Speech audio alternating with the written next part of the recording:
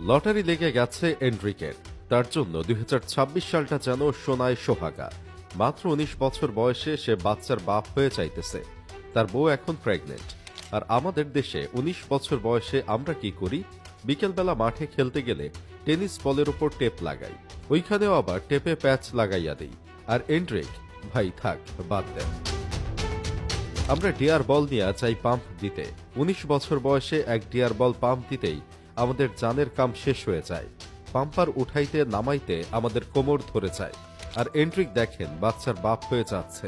কি আর বলবো ভাই, কপালের নাম নাকি গোপাল। এন্ড্রিক ভাইয়ের কপালটাও আসলেই সেই। ২০২৫ সালে বেচারার কেটে গেছে বেঞ্চে বসে বসে। আর ২০২৬ সালে এসে নতুন ক্লাব পাইছে, গোল অ্যাসিস্ট পাইছে, বইয়ের পেটে সন্তান আসার সুখবর পাইছে।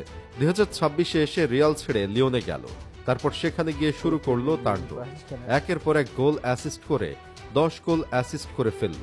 লিওনের হয়ে প্রথম ম্যাচেই গোল পাইছে, ম্যান অব দ্য ম্যাচ হইছে।